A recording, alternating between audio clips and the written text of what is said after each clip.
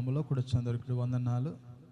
దేవాది దేవుడు మనందరినీ కూడా మరొకసారి తన సన్నిధిలో నిలబెట్టి ఉన్నాడంటే ఆయన మనల్ని మర్చిపోలేదని, మనల్ని జ్ఞాపకం చేసుకుంటున్నాడని, తన కృపను మానక మన యందు ఆయన చూపిస్తున్నాడని చెప్పి మనందరం కూడా తెలుసుకోవలసిన వారమై ఉన్నాం. దానికి స్తోత్రం కలుగునుగా.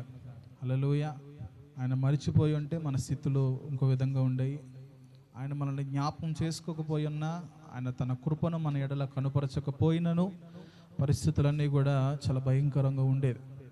అయితే తన ఉచితమైన కృపలో మనందరినీ కూడా జ్ఞాపకం చేసుకుని, అంత మాత్రమే కాదు, ఆయన సన్నిధిలో నిలిచే భాగ్యాన్ని మనకిచ్చాడు. దానికి స్తోత్రం కలుగునుగా. భూమి మీద ఎంతోమంది గొప్పవారు ఉన్నారు, ధనవంతులు ఉన్నారు, ఐశ్వర్యవంతులు ఉన్నారు, పేరు ప్రతిష్టలు కలిగిన వారు ఉన్నారు. కానీ వారు ఎవరికి కూడా లేని ధన్యత దీనులు దరిద్రులు అయినటువంటి మనకి దేవాది దేవుడు అనుగ్రహించి ఉన్నాడు. దానికి స్తోత్రం కలుగునుగాక.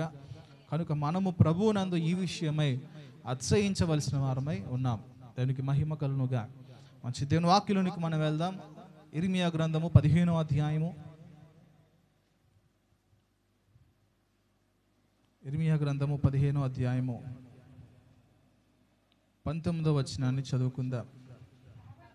కాబట్టి యెహోవా ఇలాగు సెలవిచ్చెను, నీవు నా తట్టు తిరిగిన ఎడల నీవు నా సన్నిధిని నిలుచున్నట్లు నేను నిన్ను తిరిగి రప్పింతును. ఏవి నీచములో ఏవి ఘనములో నీవు గుర్తు పట్టిన ఎడల నీవు నా నోటి వలె ఉందువు. వారు నీ తట్టునకు తిరగవలను గాని నీవు వారు తట్టినకు తిరగకూడదు. దానికి స్తోత్రం. చిన్న ప్రార్థన చేసుకుందాం. తలలు వంచండి. గొప్ప దేవ, సర్వోన్నతుడా, పరిశుద్ధుడా, సర్వాధికారి, నీకు స్తోత్రాలు. ఇంతవరకు నీ సన్నిధిలో నిన్ను ఆరాధించుకునేటువంటి గొప్ప భాగ్యాన్ని మాకు ఇచ్చినందుకు వందనాలు. ఇదిగోనైనా నీ సన్నిధిలో ప్రభా, నీ లేఖనాలు మేము ధ్యానిస్తుండగా మానవ స్వరంను, మానవుని ఆలోచనలు పూర్తిగా మరుగుపరిచి నీ దైవికమైన సన్నిధి మాకు తోడుగా ఉంచి, ఇక్కడ ఉన్నటువంటి మాకు ఏదైతే అవసరమైనదో, మా జీవితాల్లో ఏదైతే కొదువై ఉన్నదో, మా జీవితాల్లో ఏది మేము విసర్జించాలో ప్రతీది కూడా నేర్చుకునేటకు సహాయం చేయండి. ఆయా మానవులు మాట్లాడితే కార్యాలు జరగవు, కానీ సర్వోన్నతుడైన దేవుడు నీ మాట వలన అద్భుత కార్యాలు జరుగుతాయి. కనుక నీ స్వరం ఇక్కడ వినిపించబడును గాక, నీ మాట మాత్రమే ఇక్కడ ప్రత్యక్షపరచబడును గాక, నీ నామమునకు మాత్రమే మహిమ కలును గాక. తండ్రి, నీ కృపలో మమ్మల్ని అందరినీ దర్శించి వాడుకోమని సహాయం చేయమని యేసుక్రీస్తు వారి పరిశుద్ధ నామమున ప్రార్థిస్తున్నాం తండ్రి, ఆమేన్. దేనికి స్తోత్రం. హల్లెలూయా. దేవుడు ఇక్కడ రాయించినటువంటి మాటకు గల కారణం ఏంటంటే, ఇశ్రాయేలు ప్రజలు దేవుని సన్నిధి నుంచి తొలగిపోయారు. ఏమయ్యారు? దేవుని సన్నిధి నుంచి తొలగిపోవడము అంటే భక్తి నుంచి బయటికి రావడం. దేవుని సన్నిధి నుంచి దూరం అవడం అంటే దేవునికి కృతజ్ఞత కలిగి జీవించలేకపోవడం. దేవుని సన్నిధి నుంచి బయటికి రావడం అంటే దేవుణ్ణి మరచిపోవడము, లేదా దేవుణ్ణి విడిచిపెట్టాలనే ఆలోచన కలిగి ఉండడము. ఇవన్నీ కూడా దేవుని సన్నిధి నుంచి దూరం అవ్వడమే. మనుషులు చాలా వరకు దేవుని సన్నిధికి రావడానికి దూరంగా ఉంటారు. ఎవరైనా అన్యులు కానీ లేదా దేవునిలోకి రావాలంటే చాలా కష్టం. ఎందుకు అంటే ఆ సన్నిధి ఎంత బలమైనదో, ఎంత భయంకరమైనదో అడుగు పెడితే అర్థమవుతుంది. దేనికి స్తోత్రం. హల్లెలూయా. రావడం ఎంత కష్టమో వచ్చి మానేసి మరలా రావడం కూడా అంతే కష్టం. దానికంటే ఎక్కువ కష్టం అంట నేనైతే. దేవుని ఇక్కడ ఎందుకు ఈ మాటలు మాట్లాడుతున్నాడు అంటే, ఇశ్రాయేలు ప్రజలు దేవుని సన్నిధి నుంచి తొలగిపోయారు. ఇర్మియా గ్రంథంలో వారు చెరకు వెళ్ళిపోయినట్లుగా కనబడు. బబులోని చెరలో ఉన్నారు వీళ్ళందరూ కూడా. ఈ బబులోని చెరలకు వెళ్ళడానికి గల కారణం ఏంటంటే, వారు దేవుణ్ణి విడిచి దేవుని సన్నిధిలో వారు ద్రోహ కార్యములు చేసేవారు. దేవుని కంటే ఇతర వాటిని వారు ఎక్కువగా చూస్తూ ఉండేవారు. అన్యుల వైపు వారు చూస్తూ ఉండేవారు. అన్యులు చేస్తున్న ఆరాధనల వైపు వారు చూసి పరిశుద్ధ సన్నిధిని వారు కోల్పోయారు. ఎప్పుడైతే పరిశుద్ధ సన్నిధిని వారు కోల్పోయారో వెనువెంటనే వారు చెరకు వెళ్ళిపోవడం జరుగుతూ ఉండేది. ఇశ్రాయేలు జీవితంలో ఇది ఎక్కువగా కొనసాగుతూ ఉండేదని. అయినా సరే దేవుడు వారిని ఎంత మాత్రం కూడా విడిచిపెట్టడానికి ఇష్టం లేక ఆయా ప్రాంతాల్లో దేవుడు లేవనెత్తుకున్నటువంటి ప్రవర్తనలతో దేవుడు మాట్లాడుతూ ఉండేవాడు. ఇక్కడ ఏమంటున్నాడంటే, కాబట్టి యెహోవా ఇలాగ సెలవిస్తున్నాడు, నీవు నా తట్టు తిరిగిన ఎడల. ఎవరి తట్టు తిరగాలంట? దేవుడు ఎంత గొప్పవాడు చూడండి. ఆయన తట్టుకు తిరిగితే చాలు మనం. ఎవరో తట్టు అది చాలా కష్టం, కానీ ఎంత త్వరగా తిరిగితే అంత ఆశీర్వాదం. దేవుని తట్టు తిరగడం అనేది మనుషులు చాలా దూరంగా ఉంటారు. ఏం తిరుగుతాంలే అనుకుంటూ ఉంటారు, కానీ అసలు ఆయన తట్టు తిరిగితే చేసే కార్యాలు చాలా గొప్పవండి. ఆ తట్టు మనం ఎక్కువగా ఏం చేస్తామంటే లోకం తట్టు తిరుగుతూ ఉంటాం, లోక సంతోషాల తట్టు తిరుగుతూ ఉంటాం. మన మనసు కూడా లోక సంతోషాల వైపు చూడంటూ ఉంటుంది. దాన్ని జయించడం కూడా చాలా కష్టమండి. ఈ ఇశ్రాయేలు ప్రజలు లోకం తట్టు చూస్తూ ఉన్నారు. ప్రస్తుతం నేటి క్రైస్తవులు కూడా లోకం తట్టు చూస్తూ ఉన్నారు. కనుక ఎవరైతే లోకం తట్టు చూస్తారో దేవుని తట్టు చూడరండి. ఒకేసారి ముందు వెనక చూడగలుగుతాం మనం? అది అవే పనేనా? అయితే వెనక్కి చూడాలి, ఎదురు చూడాలి. మనం పక్కకు చూస్తా బండి నడుపుతుంటే చెల్లివాడు ఏమంటాడు? ఒరే దిక్కులు చూడడం మానేసి గురి వైపు చూడరా అంటాడు. అవునండి, మనం కూడా నడుతున్నప్పుడు ఆకాశం వైపు చూసుకుని నడిచామనుకోండి, ఎవరో ఒకరు గుర్తుపడేస్తాం ఎదురు నుంచి.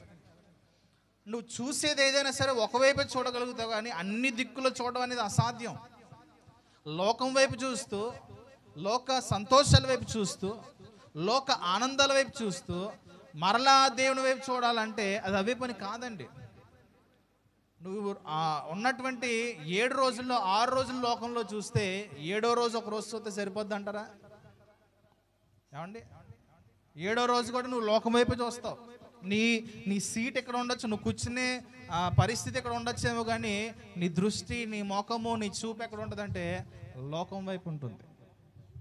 అందుకే దేవుడు మాట్లాడుతున్నాడు ఏంటంటే, నీవు నా తట్టు తిరిగిన ఎడలా. సహోదరులారా, మనమందరం ఎవరి తట్టు తిరగాలంటే దేవుని తట్టు తిరగాలి. ఎవరి తట్టు? పూర్తిగా తిరగాల, సగం సగం తిరగాల? మరి మీరు పూర్తిగా తిరిగి ఉన్నారా లేదా సగం తిరిగి ఉన్నారో మీకు వదిలేస్తున్నా. సగం తిరిగి ఉంటే మాత్రం ప్రయోజనం లేదు. ఏమండి, తిరిగితే పూర్తిగా తిరగాలి. అయితే చల్లగా ఉండాలి లేదా వెచ్చగా ఉండాలి.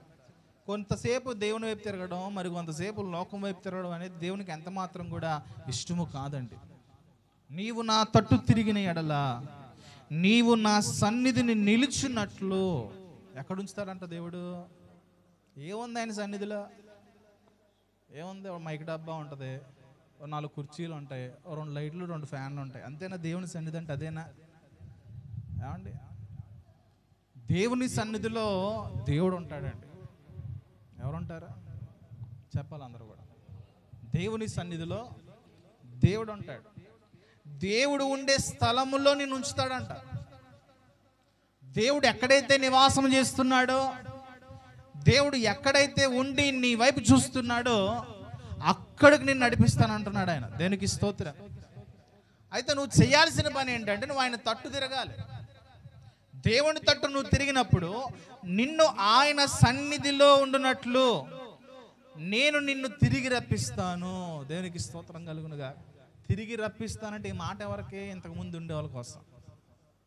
అంటే తిరిగి రప్పిస్తానంటే ఎవరి కోసం అండి? అంటే ఇక్కడ నుంచినటువంటి వ్యక్తి అలాగ వెళ్ళిపోతున్నాడు. ఎందుక వెళ్ళే మార్గం అంతా కూడా నాశన కూపం. ఇప్పుడు దేవుని స్వరం వినబడుతుంది. దేవుని స్వరం వినబడినప్పుడు ఇప్పుడు ఎవరన్నా సరే మనం బయటకు వెళ్తున్నాడు, ఎవరన్నా పిలుస్తారు, అమ్మో అని చెప్పి దావీదుకి వెళ్తున్నాడు, బాబు సీనో అని వెళ్ళగానే ఏం చేస్తారు? నేను చూడను అంటారా? ఏం చేస్తారు? ఏమండి, ఆగి చూస్తారా వెళ్తా చూస్తారా? నేనైతే వెళ్తా చూస్తానండి. ఆగి చూడాలి చెప్పాలంటే. ఏం చేయాలి? ఆగి. ఇప్పుడు మనుషులు పిలిచి వదిలేస్తారు, కానీ దేవుడు పిలిచాడు కాబట్టి నువ్వు ఆగి వెనక్కి తిరగాలి. ఏం చేయాలి? దేవునికి మహిమ కలుగునుగా. ఏం చేయాలంటే దేవునికి ఆగి వెనక్కి. అదే అన్నట్టు తిరిగి నిన్ను రప్పిస్తాను. దేవుని వైపు నువ్వు చూస్తే ఆయన మరలా నిన్ను తిరిగి రప్పించగలిగిన వాడు. మునుపటి కంటే అధికమైన కార్యాలు, మునుపటి సంతోషము కంటే అధికమైన సంతోషము, మునుపటి ఆనందము కంటే అధికమైన ఆనందము దేవుడు ఇవ్వగలిగిన వాడు. దేవునికి స్తోత్రం కలుగునుగా. హల్లెలూయా. చాలా మంది దేవుని దగ్గరికి వస్తారు కానీ మరలా లోకం వైపు చూస్తూ ఉంటారు. అంటే ఏర్పాట్లో ఉన్నవారు సైతం కూడానండి చాలా మంది తప్పించుకు వెళ్ళిపోతున్నారు. కానీ దేవుని స్వరం వారికి వినబడట్లేదు అంటే వినబడుతుంది, వారి చెవులు మూసుకుంటారు. రాత్రి మా డాడీ గడి పడుకోవడానికి ప్రయత్నం చేస్తుంటే అప్పుడే వచ్చా, రాత్రి 10 అయిపోయింది. ఆడు ఏంటంటే నిద్రపోవడానికి సిద్ధంగా ఉన్నాడు. నేను డానీ పండు చింతలని పిలుతుంటే చెవులు మూసేసుకుంటున్నాడు. ఇలా చెవులు మూసేసుకుంటాడు. వాడు డిస్టర్బెన్స్ అవుతుందంటే నిద్రపోయే టైంలో చెవులు మూసుకుంటాడు. ఇలాగ దాని అర్థం ఏంటి? ఎక్కడ లెగిసిపోతే మరలా నా నిద్ర ఫెయిల్ అయిపోద్దా అని చెప్పి వాళ్ళ అమ్మ దగ్గర దూరిపోయాడు. అంతకే కొంచెంసేపటికి తట్టుకోలేకపోయాడు. దేవునికి స్తోత్రం.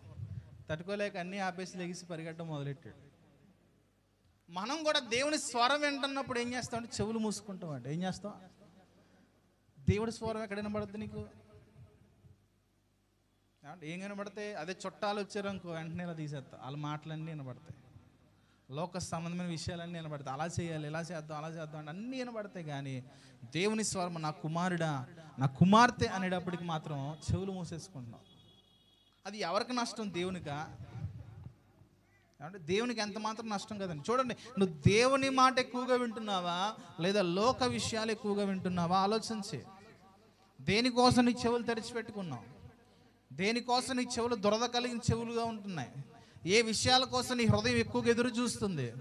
దేవుని స్వరం కోసం మనం ఎదురు చూడాలి. దేవునికి స్తోత్రం కలుగునుగా. హల్లెలూయా. నీవు నా మాట విని ఎడల నిన్ను మరలా తిరిగి రప్పించుకుంటా నేను.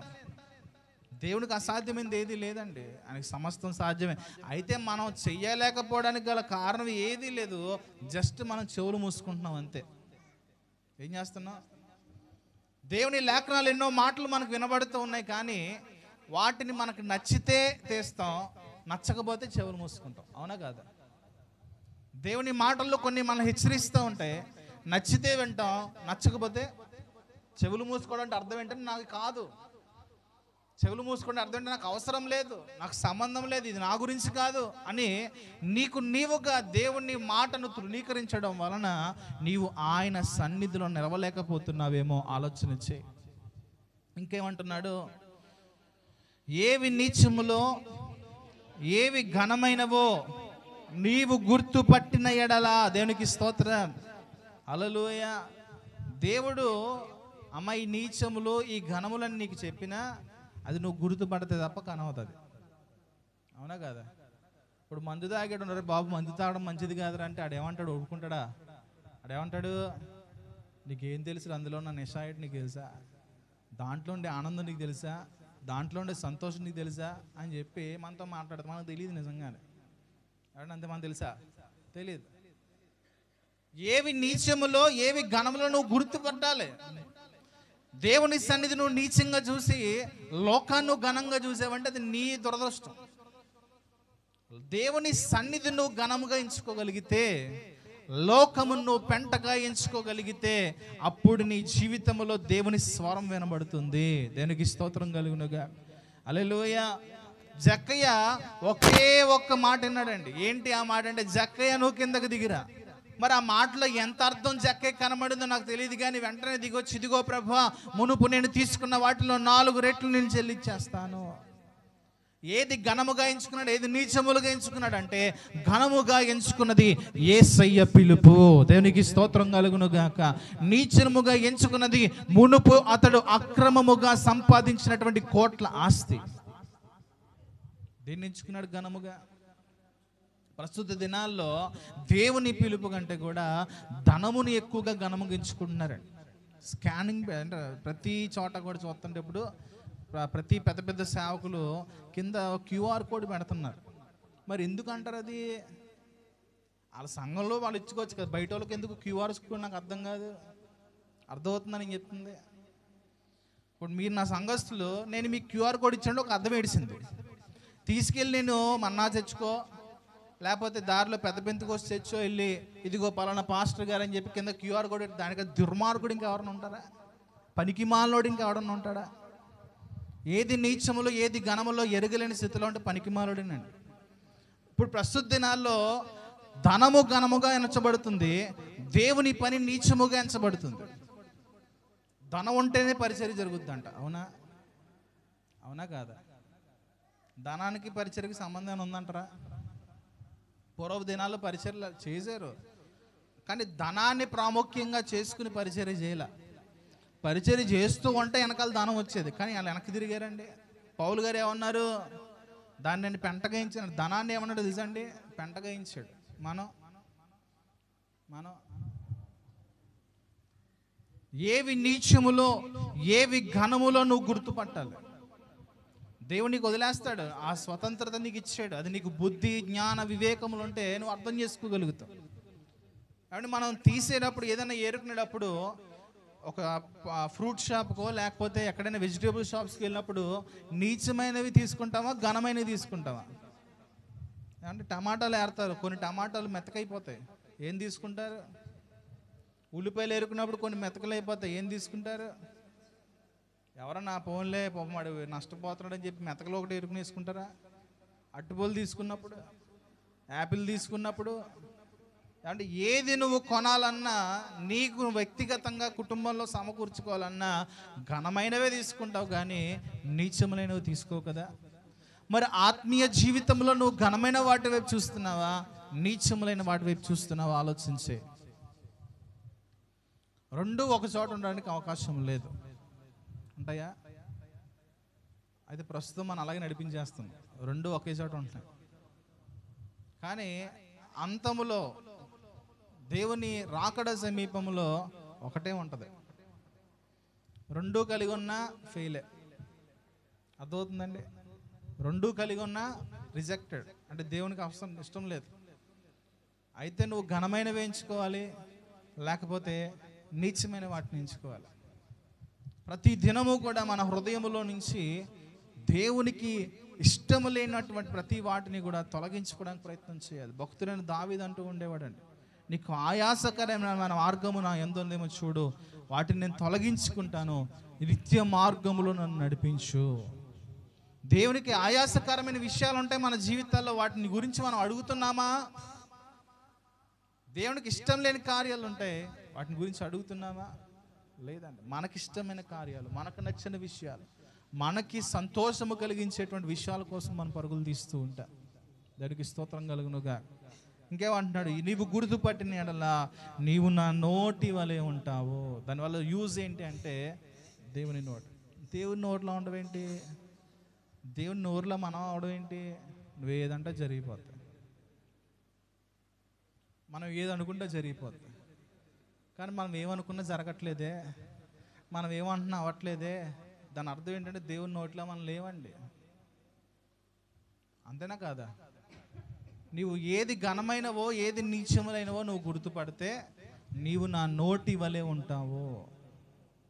ఒక మాట రాస్తున్నాడు, ఆయన తన సేవకుని మాటను రూఢిపరుస్తాడు అని మాట రాస్తున్నాడు. సేవకుడు అంటే ఒక దైవజనుడు మాత్రమే కాదు, ఆయనకు భక్తులు కూడా ఆయనకి దేవునికి సేవకులే. భక్తులు అంటే దేవుని వెంబడించేవారండి. భక్తులు అంటే ఎవరో? దేవుని వెంబడించేవారు. ఇప్పుడు దేవుని వెంబడించే వారి విషయంలో దేవుని ఆలోచన ఎలాగ ఉంటుంది? గొప్పగా ఉంటుందా, తక్కువగా ఉంటుందా? దేవుని నోటి వల్లే మనం మార్చబడం. మనం ఏదంటే ఇతరుల విషయంలో కూడా దేవుడు అది చేయగలుగుతాడు. ఎప్పుడు అంటే ఏది నీచమైనవో ఏది ఘనమైనవో నువ్వు గుర్తుపట్టినప్పుడు. తర్వాత ఏమన్నాడు?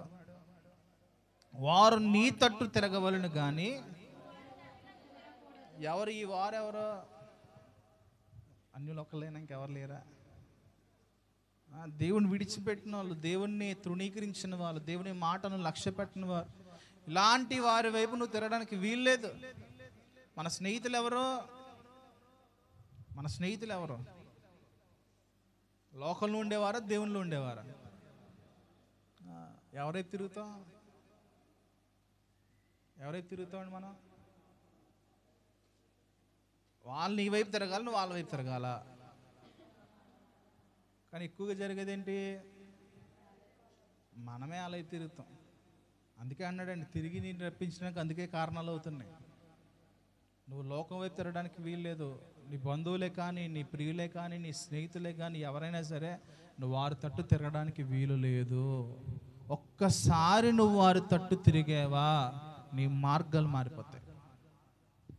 ఒక్కసారి నువ్వు వారి తట్టు తిరిగేవా, నీ మనస్సాక్షి చచ్చిపోద్ది. ఒక్కసారి నువ్వు వారి తట్టు తిరిగేవా, దేవుని మీద ఉన్నటువంటి ఆసక్తి నువ్వు చంపేసుకున్నట్లే. జాగ్రత్త. ఎవరు నీ వైపు తిరగాలి అంటే వారే నీ వైపు తిరిగేలా నువ్వు చేసుకోవాలి. దేవునికి స్తోత్రం కలుగునుగా.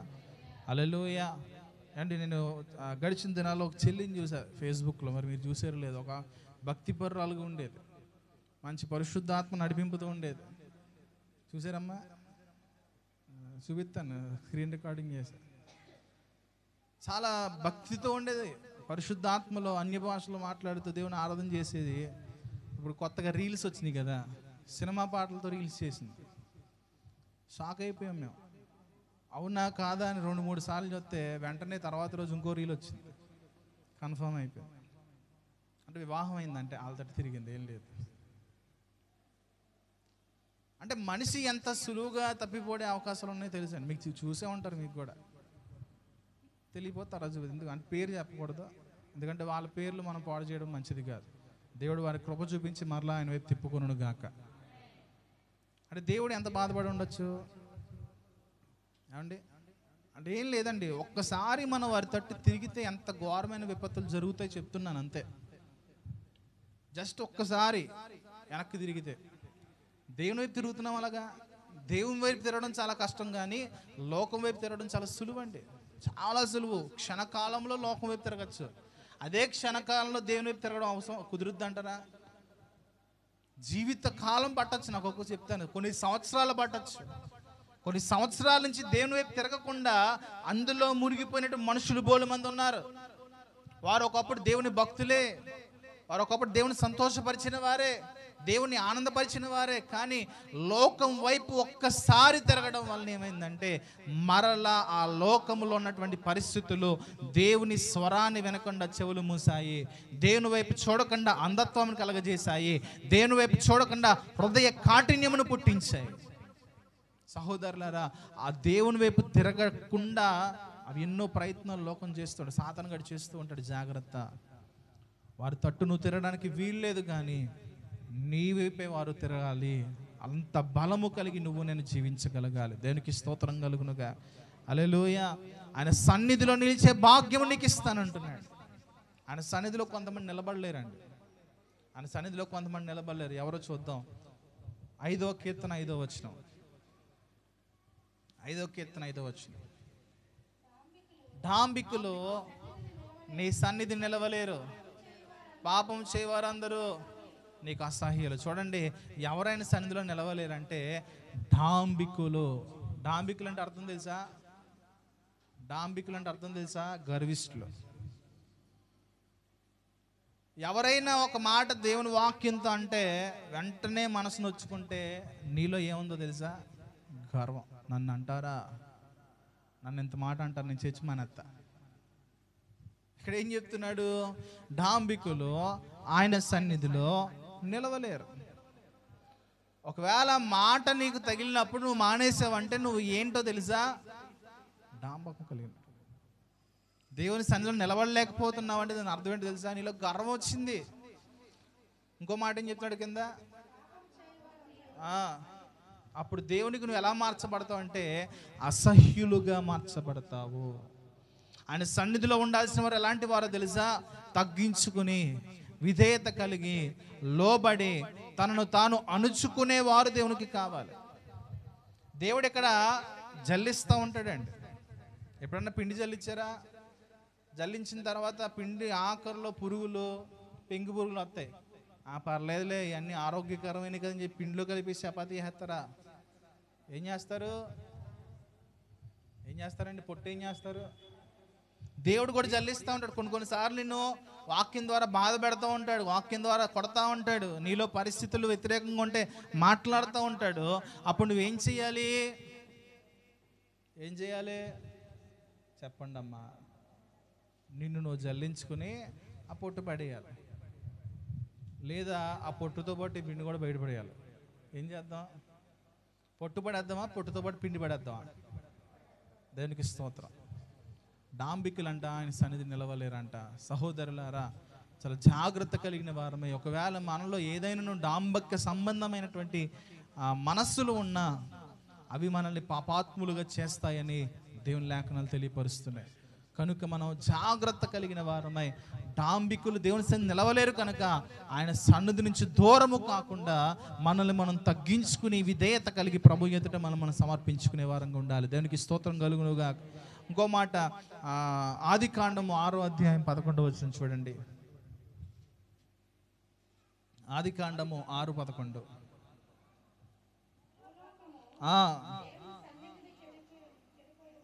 భూలోకం ఏమైందంట? భూలోకము దేవుని సన్నిధిని, ఏంటి మాటకు అర్థం ఏంటి అసలు?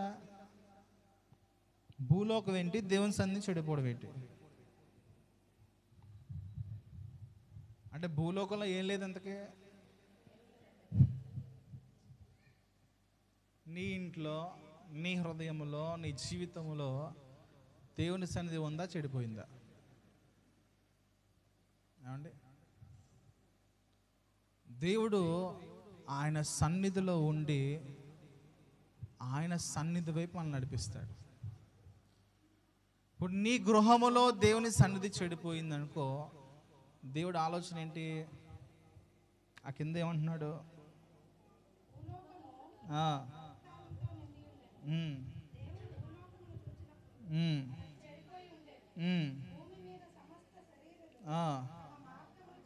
ఏం చేస్తున్నారు తెలుసండి? ఎందుకు వాళ్ళు మార్గములను చెరిపివేసుకుంటారు. దేవుని యొక్క సన్నిధి నీలో లేకపోయినా, దేవుని సన్నిధి నీ గృహములో లేకపోయినా, నీవు దేవుడు వేసిన మార్గములు చెరిపివేసుకుంటున్నావు. జాగ్రత్త. దేవుని మార్గములు చెరిపివేసుకున్న కుటుంబాలన్నీ కూడా దేవుని దృష్టికి అసహ్యములుగా కనబడుతున్నాయి. ఆ దినాల్లో నోవాహు చూస్తున్నప్పుడు నోవాహు మాత్రము నీతిమంతుడిగా కనబడ్డాడు. నోవాహు ఇంట్లో దేవుని సన్నిధి కనబడింది కనుక నోవాహు కుటుంబీకులను దేవుడు తన సన్నిధిలో భద్రపరచాలని ఆలోచన కలిగాడు. దేవునికి స్తోత్రం కలుగునుగా. హల్లెలూయా. సహోదరులారా, దేవుని వైపు నువ్వు చూస్తూ ఉన్నప్పుడే దేవుని సన్నిధి నీ ఇంట్లో ఉంటుంది. నువ్వు దేవుని వైపు కాక లోకం వైపు చూసినా, లోక స్నేహం వైపు చూసినా, లోక సంబంధముల వైపు చూసినా నీ దేవుని యొక్క సన్నిధి నీలో చెడిపోతుంది. జాగ్రత్త. నీ కుటుంబంలో దేవుని సన్నిధి చెడిపోతుంది. జాగ్రత్త. దేవుని సన్నిధి చెడిపోయిన గృహాల్లో దేవుడు ఉండడానికి అవకాశం లేదు. దేవుని సన్నిధి చెడిపోయిన హృదయాల్లో దేవుడు ఉండడానికి అవకాశం లేదు. మనం ఎంతకాలము దేవుని సన్నిధి నుంచి దూరంగా ఉంటాం. ఆయన అంటున్నాడు, నేను మరలా తిరిగి నిన్ను రప్పిస్తాను. అయితే నువ్వేం చేయాలి తెలుసా? ఆయన స్వరము వినగల చెవులు సంపాదించుకో. ఒక విషయం చూడండి, ఎక్కువగా ఏది వింటామో దాని విషయమే మన చెవులు పరుగులు తీస్తాయి. తెలుసా విషయం మీకు? ఎక్కువగా ఏం వింటామో, ఇప్పుడు ఎక్కువగా సినిమా పాట విన్నాం అనుకోండి, ఏమవుతుంది? మనకి ఇంకా వినాలనిపిస్తుంది. అవునా? వినే కొద్దీ మన పాత సినిమాలు ఉన్నాయి కదా, మనం విన్నప్పుడు మనం చూసిన పాటలన్నీ అవి మళ్ళీ పెట్టుకోవాలనిపిస్తుందండి. నేను అనుభవించాను ఒకసారి. అనుకోకుండా పూర్తిగా దేవుని పాటలు వదిలేసి మన ఫోన్లోకి ఆ పాటలు వచ్చేస్తాయి. సంగీతం చాలా మంచిది, కానీ ఇందులో కూడా సంగీతం ఉంది కదా. సాతానుగాడు ఎంత గొప్పోడంటే ఈ సంగీతంలో నుంచి ఆ సంగీతంలో నుంచి డైవర్ట్ చేస్తాడు. ఏం చేస్తాడు? ఈ సంగీతంలో నుంచి మన ఒక ఆవిడ పాడుతుందండి, లాస్ట్ ఇయర్ క్రిస్మస్కి ఒక ముసలమ్మ పాడింది. మరి మీరు ఎవరైనా విన్నారో లేదో? ఏం పాట? సినిమా పాఠ్యంలో ఏసై పాట పెట్టి పాడింది. విన్నారండి? నేను మర్చిపోయాను. ఎన్టీఆర్ గారి పాట అది. ఎన్టీఆర్ గారు మంచి హైలైట్ సాంగ్ పాట తీసుకొచ్చి ఏసైని మిక్స్ చేసి రీమిక్స్ చేసి వదిలింది పాట. మళ్ళీ ఈ పాస్టర్ గారు దుర్మార్గుడు కాకపోతే స్టేజ్ ఎక్కించి మరి పాడించాడు. మరి ఈయనేమనాలో? ఈడనొచ్చు, తప్పులేదు. సంఘాలు చెడదొబ్బడానికే కదా ఇవన్నీ. అంటే గద్దించాలా, వచ్చి పాడమని చెప్పాలా? ఏమన్నా బుద్ధి ఉందా నీకు? నీ కాలంలో నువ్వు చూసి ఏడుసో బాగానే ఉంది, ఆ పాతకాలంలో పాట తీసుకొచ్చి ఏసైని కలిపి పాడతావా అని అనాలా? నా తల్లి ఎంత చక్కని కీర్తన రాసేవే, దేవుడిని దీవించను కాకని చెప్పి స్టేజ్ ఎక్కించి పాడదా? ఏం చెయ్యాలి? ఏమండి? చెడిపోయిందండి. దేవుని సన్నిధిని చెరిపేస్తున్నారు. తెలియట్లా ఏది నీచములో ఏవి ఘనమైనవో అర్థం చేసుకోలేకపోతున్నారు. నీచములు ఘనములుగా కనబడుతున్నాయి, ఘనములు నీచములుగా కనబడుతున్నాయి. ప్రతిదీ ఘనమైనదిగా ఎంచడానికి వీల్లేదు. ప్రతిదీ ప్రస్తుత దినాల రాక్ సాంగ్స్ వచ్చి చూసారా? Christian songs, rock songs. మరి అందులో ఎంత ఆత్మీయత కనబడుతుందో నాకు తెలియట్లేదు, కానీ మీరు మాత్రం వాటిలో ఆత్మీయత ఎత్తుక్కుంటున్నారేమో అనుకుంటున్నాను నేను. ప్రతీది ఘనమైనది కాదు, జాగ్రత్త. కొన్ని ఫ్రూట్స్ కోసామనుకోండి, లోపల నుంచి పురుగులు వస్తాయి తెలుసా? పైన ఎలాగ ఉంటుంది ఏమండి? ఒక అమ్మేవాడు వచ్చి ఈ సైజు బంగినపిల్లి మామిడికాయలు పరక 50కి ఇస్తానంటే మీరు తీసుకుంటారా తీసుకోరా? ఏమండి? మీరు నాకు లాంటి వాళ్ళు అయితే, మన మిడిల్ క్లాస్ ఫ్యామిలీ కదా, అలాగే ఆలోచిస్తాం. ఏమ్మా అలా వాళ్ళు తీసుకోరండి. వాళ్ళు పరక 500 600 శ్రేష్టమైన తీసుకుంటాం. మరి అలాంటి వాళ్ళు ఉండాలండి. మన నాకు లాంటి అయితే ఏం చేస్తారంటే, అమ్మ 50కి వస్తుంది, ఒక 2 కాయలు పోయినా 11 కాయలు తినచ్చు అనుకునే ఉద్దేశంగా వస్తాం. ఏమండి? కోశం ఇలా చూడకండి తినేస్తే దేవునికి స్తోత్రం. చూస్తే మట్టుకి లోపల నుంచి ఇలా ఇలా ఇలా ఇలా మనం చూసాను ఒకసారి, ఇంత కాయలు ఎవరో ఇచ్చారండి. ఇలా కొయ్యగానే ఇలా తీయగానే అబ్బా అనుకున్నాను. అంటే అలేఖ్య గారికి కొంచెం ఇలాంటి ఇలా దృష్టి ఎక్కువ కదా, ఆవిడకి చూస్తూ ఉంటుంది, ఇందులో పురుగు ఉందండి, ఇది ఎక్కడ ఉందని. అప్పటికి సగం కాయ తినేసాను నేను. ఇప్పటికి సగం కాయ వెళ్ళిపోయింది లోపలికి. ఆవిడకి వాసన బాగా పసికెట్టేస్తుంది, కంట్లో బాగా ప్రతిదానికి అనుమానిస్తుంది. ఇలా చూడగానే నిజమే పురుగులు అన్న. పోనీ దేవునికి స్తోత్రం, ప్రోటీన్ ఫుడ్ దొరికింది అనుకున్నాను నేను. అంటే ఘనమైనవి నీచమైనవి ఎంచుకోలేని స్థితిలో ప్రస్తుతం మనం జీవిస్తున్నామండి. అవి నువ్వు తెలుసుకోవాలంటే దేవుని సన్నిధి నీలో ఉండాలి. అది నువ్వు గ్రహించాలంటే దేవుని సన్నిధి నీ గృహంలో ఉండాలి. దేవునికి స్తోత్రం. నీవు దేవుని సన్నిధిలో ఉండాలి. సాతానుగాడు దేవుని సన్నిధిలో మనం నిలబడినివ్వడు. సాతానుగాడు దేవుని సన్నిధిలోకి మనం రానివ్వడు. ఎందుకో తెలుసా? ఆయన సన్నిధిలో ఉంటే నువ్వు మారిపోతావు. ఆయన సన్నిధిలో ఉంటే దేవుని చేత వాడబడిపోతావు. ఆయన సన్నిధిలో ఉంటే నువ్వు ఘనమైన కార్యాలు చేసేస్తావు. ఆయన సన్నిధిలో ఉంటే దేవుని సాక్షిగా నిలబడిపోతావు. కనుక వాడికి ఇష్టం లేదు, కనుక నిన్ను దేవుని సన్నిధి నిలబడకుండా పాడు చేయడానికి ప్రయత్నం చేస్తూ ఉంటాడు. నీచమైన వాటిని ఘనములుగా నీకు చూపిస్తూ ఉంటాడు వాడు. మనం నీచమైన వాటిని ఘనములుగా చూసి మోసపోయి అమ్మో ఏ ఘనమైనవేమో అనుకుంటాం. కానీ ఏమవుతుంది? ఆఖరికి వచ్చే ఫలాలు ఎలాగుంటాయి ఏమండి? యేసుప్రభు వారు ఫలాల దగ్గరికి వెళ్తానంట, కారు ద్రాక్ష వచ్చిందంటాడు. ఫలం ఫలించింది, బాగానే ఉంది, కానీ ఏంటది ఏమండి? నీకు ఎప్పుడు వాల్యూ ఉంటుందంటే అది శ్రేష్టమైనది అయితేనే వాల్యూగా ఉంటుంది. శ్రేష్టమైనదిగా లేకపోతే వాల్యూ ఉండదు. ఏమండి? ప్రతి సైజు ఒకటే కాదు, కానీ అందరూ రుచి చూస్తారా చూడరా? ఏమండి? నువ్వు సైజు చూసుకున్నంత మాత్రాన అది రేట్ రాదు. ఇప్పుడు పనసకాయ ఉంటుంది, ఎంత ఉంటుంది, ఎంత ఉంటుంది పనసకాయ ఒకటి, ఎంత వస్తుంది మామూలు? ఎంతకు అమ్ముతారు అంత పనసకాయ? మీకు ఏజెన్సీ ఏరియాలో అనుకోండి 20-30కి వచ్చేది తెలుసా? ఇంత పనసకాయ 20-30కి వచ్చేది.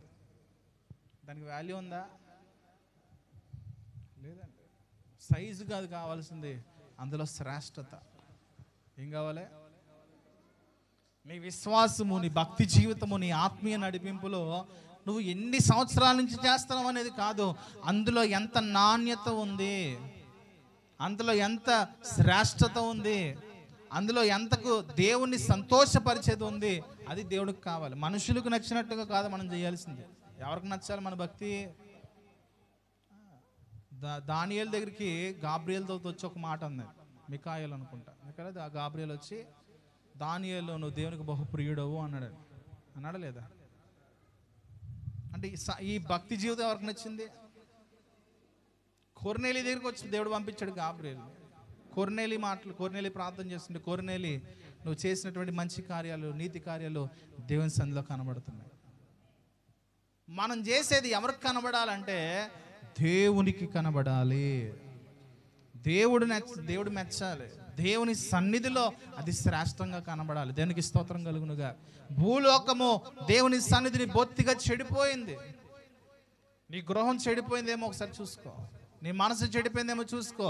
నీ దేవుని సన్నిధి కనుక చెడిపోయి ఉంటే ఆ స్థితిని, ఆ పరిస్థితిని మార్చుకోవడానికి ప్రయత్నం చేయి. దేవుని వైపు తిరగకుండా నీ మనసు ఆటంకపరుస్తుందేమో, ఆ హృదయాన్ని నువ్వే గద్దించుకో.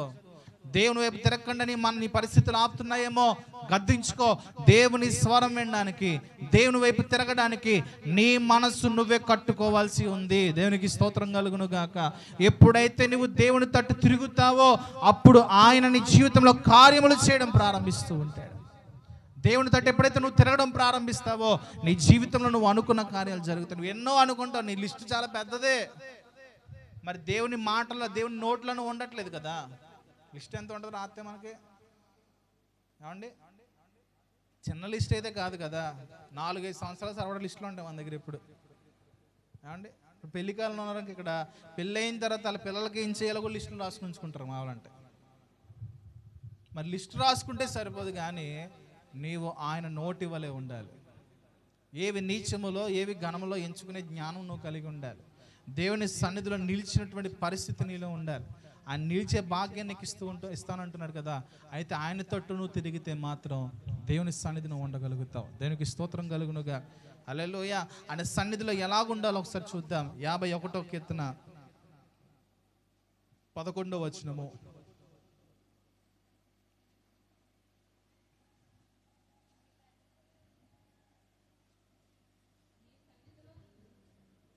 చదవండి.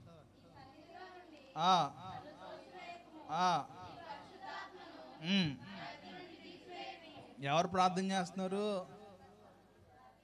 ఎందుకు ప్రార్థన చేస్తున్నాడు? దావీదు ఒక్కసారి లోకం వైపు తిరిగాడండి. ఎంత గొప్పగా దేవునిలో ఉండే వ్యక్తి. అసలు దావీదు గురించి మాట్లాడడానికి నా జీవితం అయితే సరిపోదు అంటా నేను. అంత గొప్ప భక్తుడు. చెప్పాలంటే దేవుడే ఎక్కడా కూడా దావీదుని తగ్గించలేదండి. తగ్గించినట్టు ఎక్కడ కనబడిందా? దావీదు విషయంలో దేవుడు ఎప్పుడు ఈ ఒక్క విషయం తప్ప దావీదుని ఎక్కడ కూడా దేవుడు చెరపడానికి కానీ తగ్గించడానికి కానీ దేవుడు ఇష్టపడలేదండి. దేవునికి మహిమ కలుగునుగా. హల్లెలూయా. ఇక్కడ చూడండి, నీ సన్నిధిలో నుండి నన్ను త్రోసివేయకు. అసలు ఈ మాట ఆలోచన చేయండి.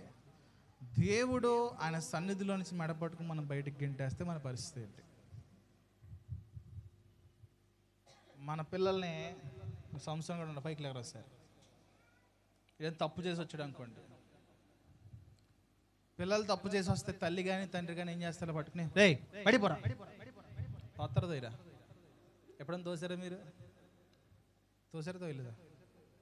బయటకు వచ్చిన అమ్మ ప్లీజ్ అమ్మ ఇంకెప్పుడు చెయ్యనమ్మా, అమ్మా క్షమించమ్మా, చాలా తప్పు అయిపోయిందమ్మా, తెలియక చేశానమ్మా, బయటికి పోరా, నువ్వు నా పరువు తీసా పోరా అని మనం అంటాం. కానీ దేవుడు కనుక అలాగునైన సన్నిధిలో నుంచి నిన్ను నన్ను తోసివేస్తే మన బతుకులేంటి? కూర్చో.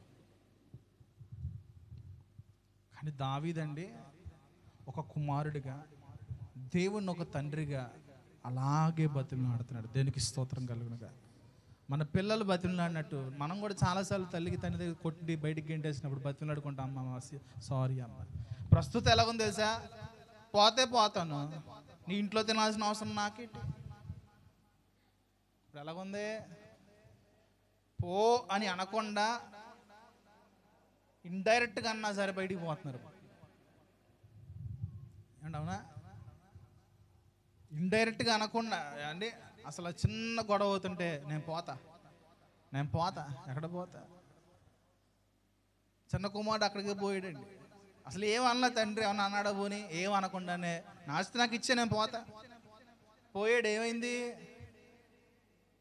ఏమైంది పోతే? దావీదుకి చాలా గొప్ప, చూడండి, ధనవంతుడు, రాజు అయి ఉన్నాడు, ఆస్తులు కలిగి ఉన్నాడు, గొప్ప పేరు కలిగి ఉన్నాడు. మరి ఎందుకు దావీదు బతిమలాడుకోవాల్సిన అవసరం వచ్చింది? ఏమడుగుతున్నాడు తెలుసా? నీ సన్నిధి నుంచి నన్ను త్రోసివేయద్దు ప్రభువా. బతిమలాడుకున్నాడండి, ఉపవాసం ఉండి కన్నీరు కార్చి ప్రార్థన చేస్తున్నాడు, ప్రభువా నీ సన్నిధిలో నుంచి నన్ను త్రోసివేయద్దు. ఎందుకంటే ఆ సన్నిధిలో ఉండడం వల్ల దావీదు ఇంత గొప్పవాడయ్యాడండి. దేవునికి మహిమ కలుగునుగా. దావీదు గొప్పవాడయ్యింది తనకు కలిగిన దాన్ని బట్టి కాదు, కానీ ఎవరి సన్నిధిలో అయితే దావీదు నుంచున్నాడో ఆ సన్నిధి మూలముగానే దావీదు హెచ్చించబడి ఉన్నాడు. దేవునికి స్తోత్రం.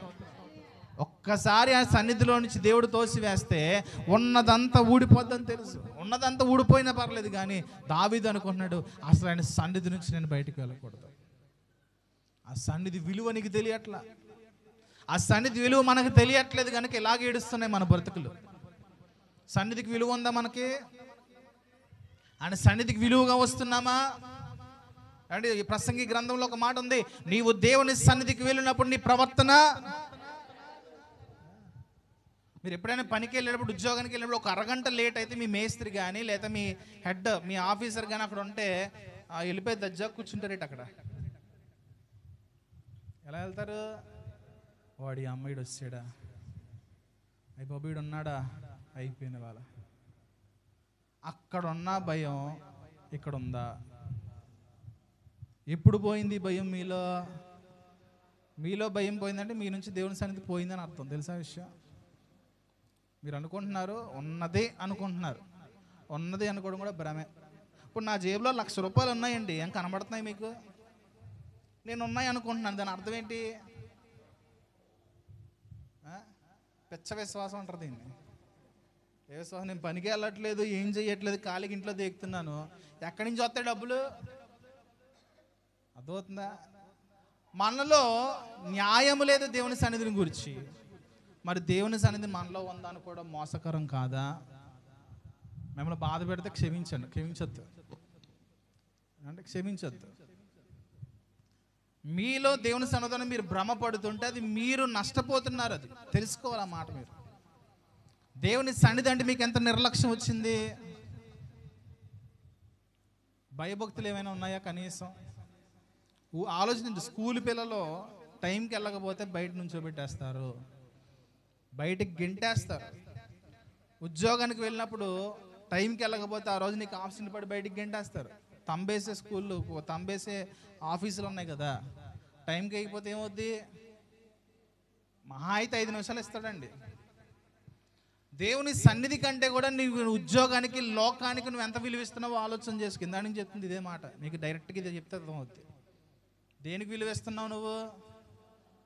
డాక్టర్ వాళ్ళు రమ్మంటే డబ్బులకి ఎంత టైం ముందు వెళ్తావు? రోజంతా దేకుతాం ఎక్కడ? బ్యాంకుల్లో పడి.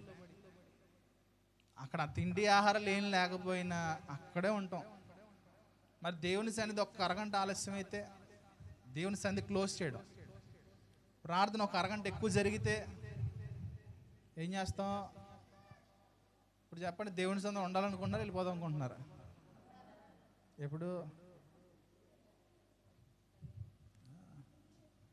ప్రతి దానికి టైం పాటిస్తాం, కానీ దేవుని సన్నిధిని మాత్రం టైం పాటించము. దీని అర్థం ఏంటి అంటే, సింపుల్గా నేను మీకు మొహమ్మే చెప్పేస్తున్నా, మీకు దేవుని సన్నిధి అంటే విలువ లేదు. ఉందా లేదా? మీరు ఉందని చెప్తే నేను లేదంటారు. రండి మనం వ్యాజ్యం ఆడుకుందాం. ఉందా లేదా? దీని అర్థం ఏంటి? సన్నిధిలో మనం ఉన్నామా? దేవుని సన్నిధి వైపు మనం చూస్తున్నామా? ఎక్కువ చూస్తున్నాం, లోకం వైపు చూస్తున్నామా? ఏమండి, దావీదు పాపం చేశాడు, బైబిల్లో రాయబడింది. కానీ బతిమలాడుకున్నాడు. ఏంటి తెలుసా? లేట్ అయితే బయటికి గెంటేసాడు అనుకోండి, దేవుడు ఏంటి మన పరిస్థితి? లేట్ అయితే నిజంగా దేవుడు బయటకు గెంటేస్తే, లేట్ అయినందుకే కదా 5 బుద్ధి లేని కన్యకలు బయట ఉండిపోయారు. లేట్ అయినందుకే కదా మీరు ఎవరో నాకు తెలియదు అన్నాడు. లేట్ అయినందుకే కదా ఏమన్నాడు అక్కడ? మాట వాడేటండి, అక్రమము చెయ్యువాలారా మీరు ఎవరు నాకు తెలియదు బయటికి పోండి అన్నాడు. ఏం చేయవారు? అయ్యో బాబా, అవ్వా, అంత పెద్ద మాట అంటాడా? అంత పెద్ద మాట అంటాడండి. అంత పెద్ద మాట చిన్నదిగా నీకు కనబడుతుంది, కానీ అది ఎంత గొప్ప పాపములో మనల్ని పడేస్తుందో అప్పుడు తెలుస్తుంది అంటండి. మన ఒక్క సంఘం గురించి మాట్లాడట్లా, క్రైస్తవ్యం అంతా ఇదే పాటిస్తుంది. క్రైస్తవ్యానికి ఉన్నటువంటి ప్రస్తుత జబ్బు ఇదే. అందరికీ షుగర్లో, బీపీలు ఎలాగైతే రొటీనో, క్రైస్తవ్యానికి నిర్లక్ష్యం అనేది కూడా ఒక వ్యాధి. దేవునికి స్తోత్రం. దేనికోసం స్తోత్రం? ఆ వ్యాధి ఉన్నందుకు స్తోత్రం. అవునండి. మందులు వాడాలండి, పరగడుపున ట్యాబ్లెట్లు వాడాలండి, ప్రతిరోజు వాడాలండి. ఎప్పుడు దాకా వాడాలి? సచ్చేదాకా వాడాలండి. షుగర్ వస్తే ట్యాబ్లెట్లు సచ్చేదాకా వాడాలి లేదా? బీపీ వస్తే, గ్యాస్ వస్తే, ఇతర కొన్ని దీర్ఘకాలిక జబ్బులు వస్తాయి, అవి వస్తే, ఇది అంతే. ఆత్మీయంగా దీర్ఘకాలిక రోగాలు మనం పీడిస్తున్నాయి, మనకు తెలియట్లా. అవి మనకు తెలియకుండా లోపల మన ఆత్మీయ స్థితిని చంపివేస్తున్నాయి. జాగ్రత్త. దావీదు అంటున్నాడు, ప్రభువా నీ సన్నిధి. ఎంత కన్నీరు కార్చుంటాడండి, ఎంత కన్నీరు కార్చుంటాడు ఆ మాటకే. మన పిల్లలు ఏడుస్తూ అడుగుతారా బయటికి గంటద్దని, లేకపోతే నవ్వుతూ అడుగుతారా, నేను బయటికి తోయికమ్మా ప్లీజ్ అమ్మా అంటారా? ఎలా ఎడుతారు? లేకపోతే ట్రై చేస్తాండి మీ పిల్లలు బయటికి గంటేస్తాండి. ప్రస్తుతం బయటికి పోవడానికి చూస్తూ ఉంటారు కానీ ఉండడానికి చూడరండి, అవునా? ఆయన సన్నిధుల నుంచి బయటికి వెళ్ళనివ్వద్దని చెప్పి బతిని ఆడుకోవాలంట. మనం ఏం చేయాలి? దేవుని సన్నిధి చాలా గొప్పదండి. దాన్ని అర్థం చేసుకుంటే తప్ప మనకు అర్థం కాదు, దాన్ని అనుభవిస్తే తప్ప మనకు అర్థం కాదు. నీ సన్నిధి నుంచి నన్ను త్రోసివేయకము. రెండవది, నీ పరిశుద్ధాత్మను నా యొద్ద నుంచి తీసివేయకము. ఈ రెండు ఉన్నాయి. రెండోది ఏంటి? పరిశుద్ధాత్మను నా యొద్ద నుంచి తీసివేయకు. ఎందుకు అంటున్నాడు ఈ మాట అంటే, ఎవడైనను క్రీస్తు ఆత్మ లేనివాడైతే వాడైన వాడు కాడు. దేవుని ఆత్మ లేనటువంటి స్థితిని మనం కలిగి ఉన్నా, దేవుని ఆత్మను కోల్పోయిన స్థితిని మనలో ఉన్నా, మనము ఆయన వారము కాము. జాగ్రత్త. ఈ రెండు మనం ప్రతిదినం అడగాలండి. చెప్పాలండి. ఏం చేయాలి? ప్రభువా నీ ఆత్మను నా నుంచి తీసివేయదు. మనలో చాలా పొరపాట్లు ఉంటాయి. మాట ద్వారా, ఆలోచన ద్వారా, క్రియల ద్వారా చాలా చేష్టలు చేసి దేవుని అవమానపరిచాం. దావీదు వలె మనం దేవుని దగ్గర కొనియాడుకోవాలి, మొరపెట్టుకోవాలి, కన్నీరు గార్చాలి. ప్రభువా ఇదిగో నీ సన్నిధిని మరలా నేను కోల్పోయి ఉన్నానేమో, మరలా నీ సన్నిధిలో నిలిచే భాగ్యం తెచ్చి ఆయన ఖచ్చితంగా ఇచ్చే దేవుడు. దానికి స్తోత్రం. హల్లెలూయా. ఆయన తన సన్నిధిలో మనం ఉండాలని ఆశపడుతున్నాడండి. మనం ఎప్పుడు దేవుని సన్నిధిలో బయటికి పోదాం చూస్తామా? దేవుడు ఏమనుకుంటాడు తెలుసా? ఎప్పుడు నా సన్నిధిలో ఉంటారు, ఎప్పుడు నా సన్నిధిని చూస్తారు అని, నా సన్నిధిలో ఎప్పుడు ఆరి నేను చూస్తానని చెప్పి దేవుడు ఎదురు చూసేవాడు. దానికి ఇప్పుడు ఎలాగుందంటే ఇండియాలో పెద్దలు ఉన్నారు, తల్లిదండ్రులు పెద్ద వయసులో ఉన్నారు, పిల్లలు చక్కగా చదువుకుని అమెరికా వెళ్ళిపోయి ఉద్యోగం చేసుకుంటున్నారు. ఆ అమెరికా వెళ్ళినోడు ఎప్పుడు ఇండియా రావాలనుకుంటాడా? సెలవు దొరికితే అక్కడక్కడ చుట్టుపక్కల తిరుగుదాం అనుకుంటాడు, ఇండియా రావాలనుకుంటాడా? ఇక్కడ తల్లిదండ్రులు ఏమని చెప్తారు? పండగ కొత్త బాగుండు అనుకుంటారా? సంక్రాంతికి రారా, ఉగాదికి రారా, దసరాకి రారా, సమ్మర్ హాలిడేస్ ఇస్తారు పిల్లలకు రారా అని చెప్పి అంటూ ఉంటారు. కానీ ఖాళీ లేదమ్మా, ఖాళీ లేదు నాన్న, అక్కడే ఉంటాను నాన్న. అంటే తల్లిదండ్రులు ఎదురు చూస్తున్నట్లుగా దేవుడు మన కోసం ఎదురు చూస్తున్నాడు. మనం ఏమంటాం? ఖాళీ లేదు ప్రభా, చాలా పనులు ఉన్నాయి ప్రభా, అయ్యి చాలా నువ్వు ఇచ్చిందే ప్రభా, చాలా పనులు ఎక్కువైపోయినాయి ప్రభా అని చెప్పేసి మనం దేవునికి దూరంగా ఉంటున్నాడు. అని ఎంత దగ్గరికి చేర్చుకోవాలనుకుంటున్నాడో నువ్వు అంత దూరం అయిపోతున్నావు. జాగ్రత్త. దేవుని సన్నిధిని నువ్వు దూరం అవడం వల్ల దేవునికి వచ్చే నష్టమేం కాదు, రాబో దినాల్లో నువ్వు నష్టపోతావని దేవుడు చూస్తున్నాడు. నిత్య నరకాగ్నిలోకి నువ్వు వెళ్ళిపోకూడదు, నాశన కోపంలో నువ్వు పడిపోకూడదు, ఇదిగో నీకు ఇచ్చిన రక్షణ భాగ్యం నువ్వు చేజార్చుకోకూడదని చెప్పి దేవుడు నిన్ను దగ్గరగా ఉంచుకోవడానికి ఇష్టపడుతున్నాడు అండి. కోడి తన పిల్లలను కాచున్నట్లుగా ఆయన మనల్ని కాస్తున్నాడు. ఎందుకు కోడి రెక్కల చాటున పిల్లలు కాస్తుందో తెలుసా? కోడి రెక్కల చాటున ఉన్న కోడి పిల్లలను ఏ గద్ద ఎత్తుకుపోలేదు. తెలుసా విషయం మీకు? ఏ కాకి ఎత్తుకుపోలేదు. అదే కోడి పిల్ల మనలాంటిది అనుకోండి, ఆ రెక్కలో ఉండి బయటకు వచ్చి టింగ్ మని బయటికి వెళ్ళింది అనుకోండి, ఒక్క వేట అయిపోయింది అంతే. ఎంతసేపు శానా అది ఎక్కడ ఉంటుందో మనకు కనబడదు, అలా వచ్చి ఎత్తుపోద్ది కోడి పిల్ల, అయిపోయింది మనిషి. ఆయన మనం కాస్తున్నాడు. జాగ్రత్త. కనుపాప వలె కాపాడుతున్నాడు. జాగ్రత్త. సహోదరులారా, ఆయన సన్నిధిని దయచేసి నిర్లక్ష్యము చేయకండి. యోబు గ్రంథము 13వ అధ్యాయం 15వ వచనం చదువుదాం. యోబు గ్రంథం 13:15.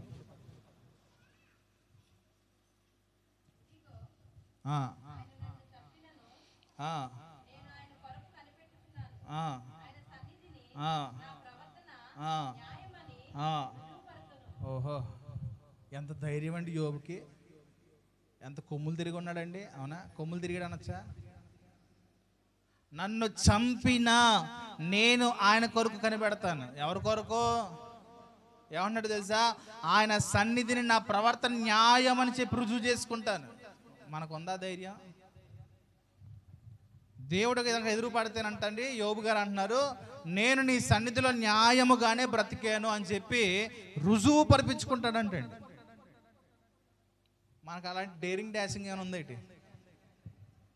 ఎంత దావీదు గారు అలాంటి గట్స్ ఉన్నాయా నీళ్ళు ఎవరికైనా? నేను న్యాయంగా ఉన్నాను, దా వ్యాజ్యం ఆడదాం అని చెప్పి దేవుని పిలిచే ధైర్యం మీలో ఎవరికైనా ఉందా? చేతులెత్తి దేవుని స్తోత్రం చెప్పండి. God is coming for you. ఉందండి ఎవరికైనా ధైర్యం? యోబు అంటున్నాడు, ఏమంటున్నాడు తెలుసా? ఇదిగో ఆయన నన్ను చంపినను ఆయన కొరకు కనిపెడ. చచ్చిపోయాడండి యోబు. అక్కడికి వ్యాధితో మరణకరమైన పరిస్థితిలో యోబు చచ్చిపోయాడు. ఆయన నన్ను చంపినా సరే ఆయన కోసం కనిపెడతాను. ఎందుకో తెలుసా? ఎందుకు కనిపెడతాడో తెలుసా యోబు? ఆయన సన్నిధిని నా ప్రవర్తన న్యాయమని నేను రుజువు చేసుకుంటా. వాళ్ళ ఫ్రెండ్స్ వచ్చి అన్నారు, నువ్వు అలాంటోడురా, నువ్వు ఇలాంటోడురా, నువ్వు అలాగ ఉండండి, నీకు ఎందుకు ఇలాగ అవుద్దురా అని చెప్పేసి సూటిపోటు మాటలు మాట్లాడుతున్నారంటండి యోబుకు ఉన్నటువంటి 3 స్నేహితులు. నన్ను ఎంతలా చంపినా నేను దేవుని కోసం కనిపెడతాను. ఎందుకు తెలుసా? ఆయన సన్నిధిని నా ప్రవర్తన ఎంత న్యాయముగా ఉండేదో ఆయన దగ్గర రుజువు చేసుకుంటాను. ఆయనే వచ్చి చెప్పాలంట. దేవునికి స్తోత్రం. ఉందా అలాంటి కట్స్ ఉన్నాయమ్మా మనలో? ఏమండి, మన ఒకడు మొండూరులో 10th రెండోసారి రాసి మ్యాథ్స్ మళ్ళీ ఫెయిల్ అయిపోయాడు. ఆయన అడిగితే ఎగ్జామ్ రాసినప్పుడు 65 మార్కులు రాశాను అయ్యారు అన్నాడండి. ఎన్ని మార్కులకి? పోను 65 మార్కుల్లో ఎంతో కొంత 15 పోయినా ఒక 50 అని వస్తారా బాబు, గొప్పోడు నాయన అన్నాను. మునుపటి కంటే తక్కువ మార్కులు వచ్చినాయి రిజల్ట్స్ వచ్చేటప్పుడు. అని వెళ్ళిన ప్రతిసారి రిజల్ట్స్ వచ్చినాయి అడుగుతుంటే రాలేదండి. మొన్న రీసెంట్గా లేట్గా వచ్చినాయి. మునపటి కంటే తక్కువ మార్కులు వచ్చినాయి. అన్నాను. నేను అన్నీ రాశానండి, కరెక్ట్గా రాశాను, నాకు అన్నీ వచ్చేయాలని అన్నాడు. ఆ సార్ అంట జిరాక్స్లు తీసుకొచ్చాడు అంటాడు. ఏం చేసుకొచ్చాడు? నేను వెంటనే చెప్పాను, నువ్వు అర్జెంట్ సార్ దగ్గరికి వెళ్ళిపో, మీ అమ్మగారిని మీ నాన్నగారిని తీసుకెళ్ళిపోయి ఆ పేపర్లో జిరాక్స్లు ఉన్న వాటిల్లో అవి కరెక్టా కాదా మళ్ళీ రీవెరిఫికేషన్ చేయించు, డబ్బులు కట్టు కావాలంట. రీవెరిఫికేషన్ చేయించిన వద్దులేండి అంటున్నాడు. అర్థం ఏమన్నాడు? చేయించి రీవెరిఫికేషన్ అంటే వద్దా అంటున్నాడు. దాని అర్థం ఏంటి? నాకు చెప్పేవాడు 65 మార్కులు బాగానే ఉంది, చెప్పినంత ఈజీ కాదు కదా కరెక్షన్ చేసేవాడు. నేను కాదుగా కరెక్ట్ చేసేది. మనం చాలా విషయాలు చెప్పేస్తాను, నేను అలాగ ఉంటానండి అలాగ ఉంటాను, అదండి నా బతికిదండి. కానీ కరెక్షన్ అయిపోయింది, మార్కులు వస్తాయి చూసారా? రీవెరిఫికేషన్ చేస్తే ఇంకా తగ్గిపోతాయి కానీ పెరగవండి మన దగ్గర. చాలా జాగ్రత్త. దేవుని కృపతో కళ్ళు మూసుకలలో టిక్ కొట్టేసి మార్కులు వేసేసారు అనుకోండి. దయచేసి దేవుని దగ్గర ఇలాంటి పనులు మనం చేసామా? ధైర్యం లేదు మనకి. ఏమండి, ఆయన సన్నిధిలో నా ప్రవర్తన న్యాయమైనదని రుజువు చేసుకుంటాను అంటున్నాడు. ఆయన సన్నిధిలో చాలా జాగ్రత్తగా న్యాయముగా ఉండాలి. దేవుడు ఇంకో మాట చెప్తున్నాడు. 17వ అధ్యాయం ఆదికాండం 1వ వచనం చదువుతాం త్వరగా. 17వ అధ్యాయం ఆదికాండం 1వ వచనం. అబ్రహాము 99 ఏండ్ల వాడై ఉన్నప్పుడు యెహోవా అతనికి ప్రత్యక్షమై, నేను సర్వశక్తి గల దేవుడును, నా సన్నిధిలో నడుచుచు నిందారహితుడవై ఉండుము. అబ్రహాముతో దేవుడు ఏం మాట్లాడాడు?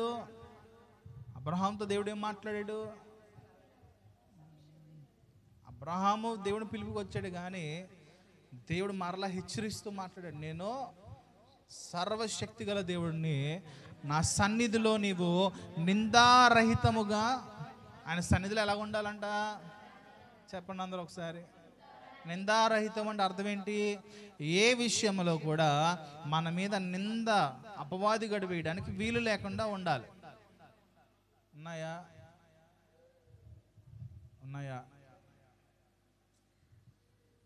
మరి ఆ మాట దేవుడు స్థిరపరిచేసాడండి. ఆయన సన్నిధిలో ఎలా ఉండాలి తెలుసా? ప్రయత్నం చేయాలండి. ఇప్పుడు మీరు ఒక 10 మార్కులు ఫెయిల్ అయ్యారు అనుకోండి, మళ్ళా రాసినప్పుడు పాస్ అవ్వాలా లేదా? ఫెయిల్ అయ్యాను, ఇదివరకు ఏం చేసేవారు? పిల్ల ఫెయిల్ అయింది అనుకోండి, వెంటనే ఏం చేసేవారండి? పెళ్లి చేస్తారు, పెళ్లి చేసి పంపించారు మిమ్మల్ని. ఇంకా ఏమన్నా అంతేనా? ఫెయిల్ అయితే ఏం చేశారండి? అవి జరిగే వరకు జస్సు గడికి అదే అన్నారా? అటు పాపం భయం వేసి కొంచెం ఎక్కువ మార్కులు తెచ్చుకున్నాడు పాపం. పెళ్లి చేసి పంపించేస్తాను భయపెట్టరు ఏమన్నా? ఒకప్పుడు అదే జరిగేది తెలుసా? మన రీసెంట్గా మొండూరులో కూడా అదే జరిగింది. పిల్ల ఫెయిల్ అయిందని చెప్పేసి 2వ సారి రాయించి పెళ్లి చేసి పంపించారు. పల్లెటూరులో ఇప్పుడు అలాగుందండి. ఫెయిల్ అయితే ఏంటో తెలుసా? నువ్వు ఇంక చదువుకు పనికిరావు, ఇంకేం చేయాలి తెలుసా? వెళ్ళిపోయి అత్తవారింట్లో అంట్లు తోముకుని, గేదె పేడ పీసుకుని, పాలు పితుక్కుని, అత్త మామూలుకు సేకరీ చేసుకుని ఇంటికి అలా దీనికే పని చేస్తాం అంతే. ఇంకా ఏమా ఇప్పుడు దేవుని సన్నిధిలో మనం ఫెయిల్ అయితే దేనికి పని చేస్తాం? దేవుడు మాత్రం చాలా అవకాశాలు ఇస్తున్నాడు అండి. దేవుడు ఏం చేస్తున్నాడు? చాలా అవకాశాలు ఇస్తున్నాడు. ఎలాంటిదంటే డైలీ ఎగ్జామ్స్ లాగా ఉంటుంది మనకి దేవుడి దగ్గర. యాన్యువల్ ఎగ్జామ్స్ కాదు, డైలీ ఎగ్జామ్స్. అంటే పాస్ అయినా ఫెయిల్ అయినా మరలా రేపు ఎగ్జామ్ రాయాలి. నువ్వు ప్రతిరోజు ఎందుకు రాస్తున్నావు తెలుసా? ఎంతో కొంత నీలో మెరుగు కనబడాలి. ఏం చేయాలి? ఎంతో కొంత నీలో కనబడాలి. ఆయన సన్నిధిలో నిందారహితంగా జీవించడానికి మనం ప్రతిరోజు ప్రయత్నం చేయాలి.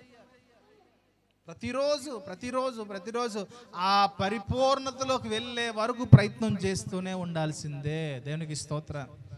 హల్లెలూయా. ఏమండి, మోషే గారు చనిపోయిన తర్వాత మోషే యొక్క శరీరాన్ని తీసుకువెళ్ళిపోతుంటే ఆ శరీరమును తీసుకువెళ్ళకుండా సాతానుగాడు దూతలు అడ్డు పెట్టేశారంట. నువ్వు ఎందుకు తీసుకెళ్తావు? ఆ శరీరం తీసుకెళ్ళడానికి అవకాశం ఏంటి? ఆ సాతానుగాడు పడండి మనమే నిందలేస్తూ ఉంటాడు. ఏం చేస్తాడు? యోబు గురించి ఆలోచించితివా అన్నప్పుడు యోబు గురించి నిందేయడానికి ప్రయత్నం చేశాడు, కానీ లేని నిందలేయడానికి చూస్తున్నాడు. అతడు ఎందుకు నీ యందు భయభక్తులు కలిగాడు తెలుసా? నువ్వు అతని చుట్టూ కంచేసి ఉంచావు కాబట్టే నీ యందు భయభక్తులు కలిగి ఉన్నాడు. ఆ కంచి తీసి చూడు, తన భక్తి అంతా బయటపడిపోద్ది అన్నాడు. ఇప్పుడు మన గురించి కూడా దేవుని తన కృపను మనకి ఇస్తుంటే వాడు ఏం చేస్తాడంటే, వాడు ఎలాంటోడు తెలుసా, ఆమె ఎలాంటిదో తెలుసా మనం అంటాం కదా, వాళ్ళ మీద నిందలేస్తాం. అది సేమ్ మన అన్నాడు. ఎవరండి? సాతానుగాడు ఎవరో ఇది ఏది ఏది చెప్తా ఉంటాడండి ఆడు కూడా. కానీ దేవుడు ఏం చేస్తాడంటే, నాకు తెలిసి నువ్వు ఊరుకో అంటాడు ఆయన. ఎందుకంటే ఆయన మన మీద ఆ కృపతో కప్పుతూ ఉన్నాడు. దేవునికి స్తోత్రం. ఏం చేస్తున్నాడు? ఆ నింద పడకుండా ప్రయత్నం చేయలేవా? యోబేమన్నాడు? నేను రుజువు చేసుకోగలుగుతా. ఆ డేస్లోకి మనం వెళ్ళిపోవాలి, ఆ స్థితిలోకి మనం వెళ్ళిపోవాలి. రుజువు చేసుకునేంత సామర్థ్యతను కలిగినటువంటి జనులముగా, భక్తులముగా, విశ్వాసులముగా దేవుని దగ్గరికి మనం మార్చబడాలి. దేవునికి స్తోత్రం. దేవుడు తన పిల్లల గురించి అదే అనుకుంటాడు. మన పిల్లల గురించి ఎవరన్నా పక్కింటి వాళ్ళు చాడలు చెప్పారు అనుకోండి, మనకు బాధ వస్తుందా లేదా? అంటే కొంతమంది అయితే కొట్టేస్తారండి. అది నిజమా అబద్ధం అని చూడరు. ఏం చేస్తారు? ముందు దెబ్బేస్తారు, ఆ తర్వాత ఎందుకు చేసావు అని అడుగుతారు. కొంతమంది తల్లిదండ్రులు అంటే మా అబ్బాయి అలాంటి కాదండి, మా అబ్బాయి గురించి మాకు తెలుసండి అని చెప్పి అదే కంప్లైంట్ 4-5 సార్లు చెప్పారు అనుకోండి, ఎంత బాధ అవుతుంది. ఇప్పుడు మన గురించి దేవుని దగ్గర కంప్లైంట్ చేసేవాళ్ళు ఎవరో? దేవునికి తెలీదా? దేవునికి తెలీదా మన పరిస్థితులు ఏంటో, మన బలహీనతలు ఏంటో దేవునికి తెలీదా? వాడికంటే ముందు నువ్వు చెప్పేసుకోవాలి. దేవునికి స్తోత్రం. చెప్పాలా లేదా? ఎవరికి చెప్పాలి? ఏం చెప్పాలి? నేను అంత భక్తి చేశాను ప్రభువా, నేను ఇంత భక్తి చేశాను ప్రభువా, నేను ఉపవాసాలు అన్నాను ప్రభువా, నేను రోజు దశమ భాగాలు తెస్తాను ప్రభువా, ఇదే మనం చెప్పాల్సిందే. అలా చెప్పింది ఎవరో? పరిసయ్యుడు. ఏమండి, శంకర్ చెప్పాడంట. ఏం చెప్పాడు తెలుసా? నేను పాపిని ప్రభువా. ఏమన్నాడండి? దేవుడికి ఎవరు ప్రార్థన వచ్చింది? ఎవడో నీ గురించి దేవుని దగ్గరికి చెప్పేదానికంటే ముందే నువ్వే మోకరించి ప్రభువా, నేను ఈ బలహీనతలతో ఉన్నానయ్యా, నేను ఈ పాపంలో ఉన్నానయ్యా అని చెబితే ఆయన మొదటిగా సంతోషించే వ్యక్తి. దేవునికి స్తోత్రం. దావీదు ఎందుకు అలా మాట్లాడాడంటే, దావీదు నా హృదయానుసారుడని దేవుడు ఎందుకు చెప్పాడంటే, దావీదుకి ఎలా ప్రార్థన చేయాలో తెలుసు. దావీదుకి ఏం తెలుసు? తన గొప్ప తన డాంబికాలు ఎక్కడా మాట్లాడలేదు, కానీ దేవుని కృపనే వివరించాడండి. దేవునికి స్తోత్రం. తన స్థితి అంతా దేవుని వల్ల వచ్చిందనే చెప్పుకున్నాడండి. దేవుని సన్నిధిలో ఎలాగ ఉండాలి తెలుసా? అలాంటి లక్షణములు కలిగిన వ్యక్తులుగా మనం మార్చబడాలి. దేవునికి స్తోత్రం. హల్లెలూయా. చూడండి, సన్నిధి చెడిపోనివ్వకుండా చూసుకోవాలి. రెండవది న్యాయముగా బ్రతకాలి. మూడవది నిందారహితంగా బ్రతకాలి. అనే సన్నిధిలో అలాగ నువ్వు జీవిస్తే దేవుని సన్నిధికి తోడుగా ఉంటుంది. అప్పుడు ఏం జరుగుద్దో చూద్దాం. నిర్గమకాండం 33వ అధ్యాయం 14వ వచనం చదవండి. నిర్గమకాండం 33వ అధ్యాయం 14వ వచనము త్వరగా. అందుకు ఆయన, నా సన్నిధి నీకు తోడుగా వచ్చును, నేను నీకు విశ్రాంతి కలగజేస్తాను. చాలండి. ఏం జరుగుద్దంటే అప్పుడు నువ్వు ఆయన సన్నిధిలో నిందారహితమైన జీవితం జీవిస్తే, నువ్వు ఎక్కడ అడుగు పెడితే అక్కడ ఆయన సన్నిధి విడుదల అవుద్ది. దేనికి స్తోత్రం. నువ్వు ఎక్కడికి నడిస్తే అక్కడికి ఆయన సన్నిధి నీకు తోడుగా వస్తుంది. అంత మాత్రమే కాదు, నీ జీవితంలో ప్రశాంతకరమైన వాతావరణం ఏర్పడుతుంది, నీ జీవితంలో విశ్రాంతి ఏర్పడుతుంది, దేవుడు నీకు నెమ్మది కలగజేస్తాడు, దేవుడు నీకు ఆరోగ్యం కలగజేస్తాడు. దేవుని జీవితంలో నువ్వు ఏదైతే కావాలనుకుంటున్నావో ప్రతీది కూడా నీకు ఆయన అనుగ్రహించగలిగిన వాడు. ఎప్పుడు అంటే ఆయన సన్నిధి నీతో పాటు వచ్చినప్పుడు. దేనికి స్తోత్రం కలుగునుగా. హల్లెలూయా. కావాలా వద్దా? పైన ఏమొద్దు కానీ ఇది కావాలండి. పైన ఏం చెయ్యం కానీ ఇది కావాలండి మాకు. అలాగే అనుకుంటాం మనం. దేవుని దగ్గర రూల్స్ ఉన్నాయండి. ఆ రూల్స్ మనం ఖచ్చితంగా పాటించాలి. యెషయా గ్రంథం 66వ అధ్యాయము. యెషయా గ్రంథము 66వ అధ్యాయము 2వ వచనం. అవన్నీ నా హస్తకృత్యములు. తర్వాత ఎవడు దీనుడై నలిగిన హృదయము గలవాడై నా మాట విని వణుకుచుండునో వానినే నేను దృష్టి ఉంచుచున్నాను. దేవునికి స్తోత్రం కలుగును గాక. సహోదరులారా, దేవుడు నీ మీద దృష్టి కలిగి ఉంటాడు. అప్పుడు ఎవరి మీద? దేవునికి నీ మీద దృష్టి కలిగితే ఏమవుతుంది? ఏమవుతుందండి? దేవుడు దృష్టి పెట్టడం వేరు, దేవుడు చూడటం వేరు. దృష్టి పెట్టడం అంటే నీ గురించి ఆలోచన చేయడం. చూడడం అంటే జస్ట్ నేను ఎలా చూస్తున్నాను అంతే. స్వతంగా మీ గురించి ఆలోచన చేయను కదా. దృష్టి పెట్టడం అంటే ఏంటి? ఇప్పుడు జస్ట్ కూడా ఉన్నాడు, వీడు ఎలా చదువుతున్నాడు, వీడి నడక ఎలాగ ఉంది, వీడు ఎలాగ వెళ్తున్నాడు, ఈ ఫోన్లు ఏంటి, మెసేజ్లు ఏంటి, ఇలా దృష్టి పెట్టాను అనుకోండి. ఏమంతేనా? దృష్టి పెట్టడం వేరు, చూడడం వేరు. అదవుతుందా? చూడడం కొండ డైలీ అందరం చూసినట్టు చూడడం వేరు. దృష్టి పెట్టడం అంటే కేర్ తీసుకోవడం.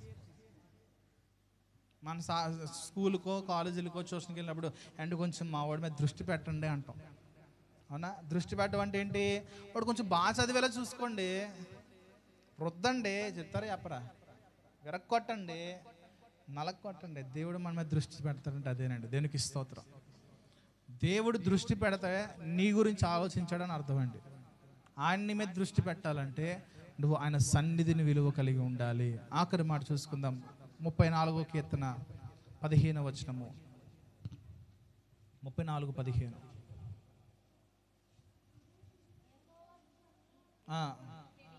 యెహోవా దృష్టి నీతిమంతుల మీదను ఆయన చెవులు వారి యొక్క మొరలకు ఒగ్గి ఉన్నవి. దేవునికి స్తోత్రం కలుగును గాక. ఇప్పుడు దేవుని దృష్టి ఎవరి మీద ఉంటుందంట?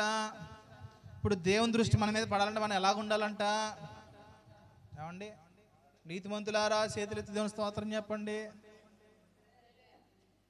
సూపర్. అయితే భయంగా ఎత్తారండి అతరం కూడా. ఎలా ఎత్తారు? మంచిది. దేవుని దృష్టి మన మీద పడాలంటే నీతిమంతులంగా మనం మార్చబడాలి. తర్వాత ఏమన్నాడు?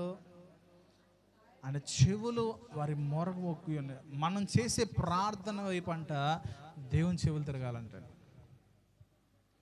ఒకే ఒక్క పని ఇన్ని కార్యాలు జరిగిస్తాయి. ఏంటి ఆ పని అంటే ఆయన సన్నిధిలో విలువ కలిగి బ్రతకాలి, ఆయన సన్నిధికి విలువిచ్చి చూడాలి, ఆయన సన్నిధిని నిర్లక్ష్యం చేయకూడదు.